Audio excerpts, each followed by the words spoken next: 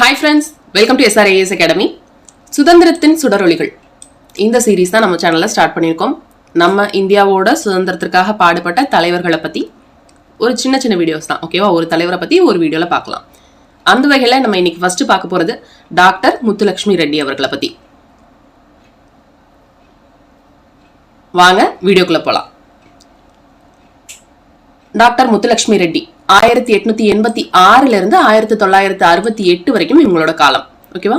86 அப்படிங்க திருப்பி போட்டீங்கன்னா 68 வரும். ஓகே, ஞாபகம் வச்சுக்கோங்க ஈஸியா. பேர்லயே இருக்கு டாக்டர். இவங்க பேரை சொன்னோன்னே நமக்கு இவங்களோட சிறப்பு தான் ஞாபகத்துக்கு வரும்.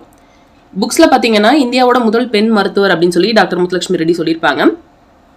பட் நீங்க கூகுள்ல சர்ச் பண்ணி பாருங்க, யாரு இந்தியாவோட முதல் பெண் மருத்துவர் அப்படின்னு சொல்லி அதை கமெண்ட்ல சொல்லுங்க. ஓகேவா?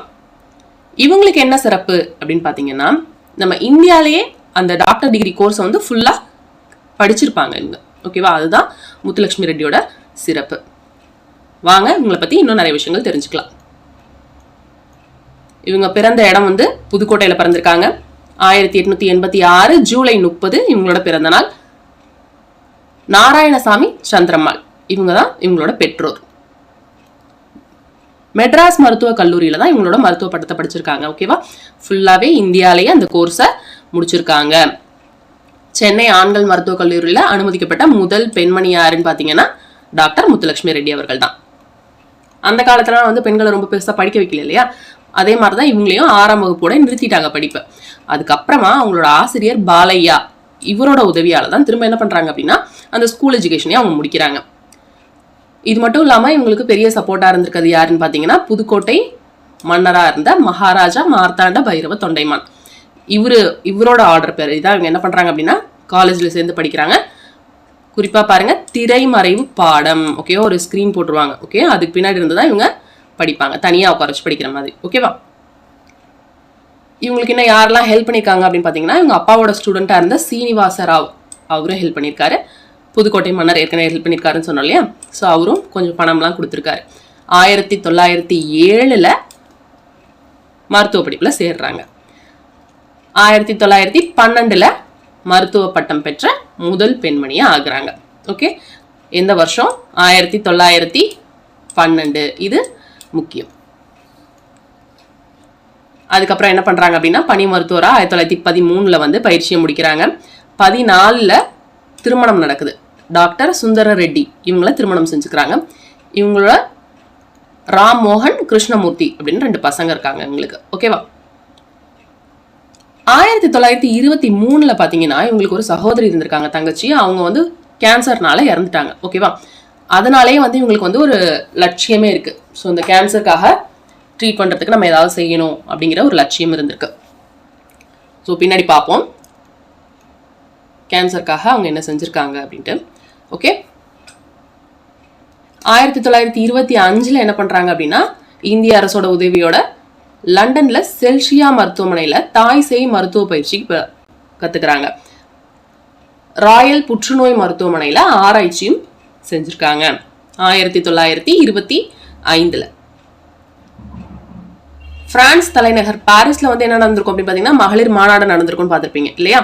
அந்த மாநாட்டுல இந்திய மகளிர் கழகத்தின் சார்பாக இவங்க கலந்துக்கிட்டு பேசி இருந்திருக்காங்க. ஓகேவா? இது ஒரு இம்பார்ட்டன்ட் பாயிண்ட். சட்டமேலவை உறுப்பினர், முதல் பெண் சட்டமேலவை உறுப்பினர் யாரு அப்படின்னா டாக்டர் முத்துலட்சுமி ரெட்டி. 1926 வந்து என்ன நடக்குது அப்படின்னு பாத்தீங்கன்னா பெண்களும் இந்த தேர்தலில் போட்டியிடலாம் அப்படிங்கிறது வந்து உங்களுக்கு 1921 நீதி கட்சி வந்ததுக்கு அப்புறமா என்ன ஆயிருக்கும் சொல்லியிருப்பாங்க. அதுல முதல்ல சட்ட மேலவை உறுப்பினர் ஆகிறது யாரு அப்படின்னு பாத்தீங்கன்னா டாக்டர் முத்துலட்சுமி ரெட்டி. ஓகே, இன்னும் நிறைய வேலைகள்லாம் பார்த்திருக்காங்க. கல்வித்துறை இயக்குனராக இருந்திருக்காங்க புதுக்கோட்டை சமஸ்தானத்துக்கு. அரசரோட ஆலோசகராக இருந்திருக்காங்க. ஓகேவா? அந்த அரசர் தானே ஹெல்ப் பண்ணாரு. ஸோ போயிட்டு வந்து அந்த அரசருக்கு அந்த சமஸ்தானத்துக்கு ஹெல்ப் பண்ணியிருக்காங்க. கல்லூரி முதல்வராகவும் இருந்திருக்காங்க. இன்னொரு முக்கியமான விஷயம், டாக்டருக்கு படிச்சிருக்காங்க ஃபர்ஸ்ட், அடுத்தது சட்ட மேலவை உறுப்பினர் செகண்ட். ஓகேவா? தேவதாசி முறையை ஒழிக்கிறதுக்காக பாடுபட்டவங்க முத்துலட்சுமி ரெட்டி. தேவதாசி முறையை ஒழிக்கிறதுக்காக பாடுபட்டவங்க. ஓகேவா? 1927 காந்தி சென்னைக்கு வந்திருப்பாரு. அப்போவும் இவங்க என்ன பண்ணியிருப்பாங்க அப்படின்னு பார்த்தீங்கன்னா, இந்த தேவதாசி முறையை ஒழிக்கிறதுக்காக அவர்கிட்டையும் சொல்லியிருப்பாங்க. ஸோ ஒரு மசோதாலாம் கொண்டு வந்திருப்பாங்க, ஓகேவா, தேவதாசி முறையை ஒழிக்கிறதுக்கு. ஸோ இந்த தேவதாசி முறையை ஒழிக்கிறதுக்கு இன்னும் யாரெல்லாம் சப்போர்ட் பண்ணுறாங்க அப்படின்னு பார்த்தீங்கன்னா, பெரியார், திருவிகா, இவங்க எல்லாருமே வந்து இந்த முறையை ஒழிக்கணும் அப்படின்னு சொல்லி இவங்களோட கருத்தை ஆதரிக்கிறாங்க, முத்துலட்சுமி ரெட்டியோட கருத்தை. ஓகே,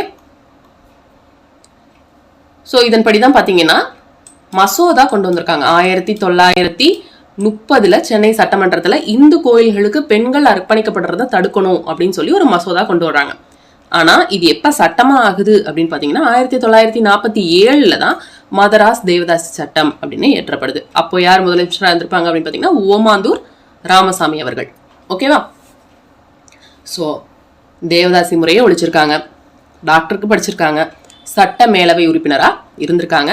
இது மட்டும் இல்லாமல் இந்திய மாதர் சங்கம், அந்த மகளிர் சங்கம் இருக்கு இல்லையா, அதுக்கு தலைவராகவும் இருந்திருக்காங்க.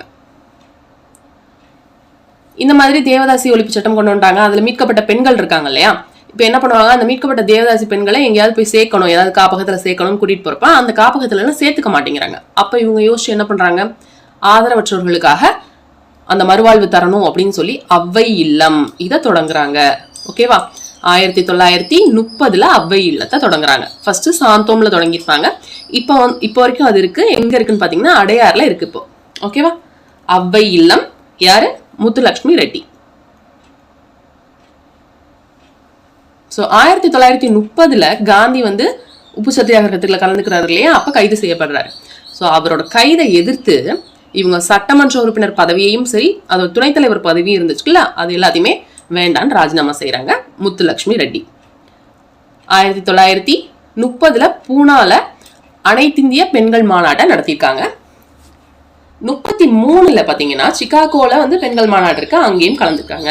ஏன்னா இவங்க இந்திய மாதர் சங்க தலைவின்னு சொல்லியிருக்கோம் இல்லையா, 33 47 வரைக்கும் ஒரு 2 வருஷம் தவிர 1933 47 வரைக்கும் பாத்தீங்கன்னா இவங்க இந்திய மாதர் சங்க தலைவியா இருக்காங்க. ஸோ பாரிஸ்ல நடைபெற்ற மாநாட்டிலையும் கலந்துருக்காங்க பெண்கள் மாநாடு. அதுக்கப்புறம் 30 பூனால இருக்க மாநாடு, 33 சிகாகோல நடைபெற்ற மாநாட்டிலையுமே பெண்கள் மாநாட்டிலையுமே கலந்துருக்காங்க முத்துலட்சுமி ரெட்டி. புற்றுநோய்க்காக 1923 வந்து அவங்க தங்கை இறந்துட்டாங்க அப்படின்னு சொன்னோம் இல்லையா. ஸோ அதனால அவங்க என்ன பண்றாங்க, அந்த புற்றுநோய்க்காக ஏதாவது மக்களை குணப்படுத்துறதுக்காக ஏதாவது செய்யணும் அப்படிங்கிற ஒரு எண்ணம் அவங்கள்ட்ட இருந்துட்டே இருந்திருக்கு. 1949 வந்து என்ன பண்றாங்க அப்படின்னா இந்த புற்றுநோய் நிவாரண நிதி அப்படின்னு திரட்டுறாங்க. ஓகே, ஒரு 2 ஆண்டுகள் கஷ்டப்பட்டு 1952 திறந்துருப்பாங்க. ஓகேவா, சென்னை அடையாறு புற்றுநோய் ஆராய்ச்சி நிறுவனம் இதை தொடங்குறாங்க. யாரு, டாக்டர் முத்துலட்சுமி ரெட்டி. இந்த சென்னை அடையாறு புற்றுநோய் ஆராய்ச்சி நிறுவனத்திற்கு அடிக்கல் நாட்டியவர் யாரு அப்படின்னு பாத்தீங்கன்னா ஜவஹர்லால் நேரு வந்து அடிக்கல் நாட்டியிருப்பாரு. ஓகே, இது மட்டும் இல்லாம 1954 57 வரைக்குமே பாத்தீங்கன்னா தமிழ்நாடு சமூக நலவாரிய தலைவராகவும் வந்திருப்பாங்க, சட்டமேலவை உறுப்பினராகவும் இருந்திருக்காங்க.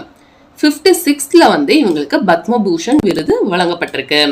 டாக்டர் முத்துலட்சுமி ரெட்டிக்கு பத்மபூஷன் விருது 1956 வழங்கப்பட்டிருக்கு. ஓகே, இதுக்கப்புறம் தான் 1968 ஜூலை 22 அவங்களோட 82வது வயசுல அந்த ஹாஸ்பிட்டல் இருக்கு இல்லையா, அவங்க திறந்து வச்ச ஹாஸ்பிட்டல் இருக்கு இல்லையா, அங்கேயே வந்து அவங்களோட உயிரும் போயிடுச்சு. டாக்டர் முத்துலட்சுமி ரெட்டியை பத்தி நம்ம தெரிஞ்சுக்க வேண்டிய பாயிண்ட்ஸ் இவ்வளவுதான். ஸோ உங்களுக்கு ஒரு டாஸ்க் என்ன அப்படின்னா, நீங்கள் ஏற்கனவே படிச்சிருப்பீங்க. ஸோ முத்துலட்சுமி ரெட்டியை பற்றி இப்போ நம்ம சொன்ன பாயிண்ட்ஸில் இல்லாத பாயிண்ட்ஸ் எது இருந்துச்சுனாலும் அதை நீங்கள் கமெண்ட்ஸாக பதிவிடுங்க. ஓகேவா, அது கண்டிப்பாக எல்லாருக்குமே யூஸ்ஃபுல்லாக இருக்கும். ஹோப் இந்த வீடியோ உங்களுக்கு யூஸ்ஃபுல்லாக இருந்திருக்கும் அப்படின்னு நினைக்கிறேன். தொடர்ந்து நம்ம சேனலை பாருங்கள், சப்போர்ட் பண்ணுங்கள். மறக்காமல் நம்ம சேனலுக்கு சப்ஸ்கிரைபும் பண்ணிக்கோங்க. ஓகே, இதே மாதிரி நெக்ஸ்ட் இன்னொரு தலைவரோட அடுத்த வீடியோவில் மீட் பண்ணுறேன். தேங்க்ஸ் ஃபார் வாட்சிங் அண்ட் ஹாப்பி லேர்னிங்.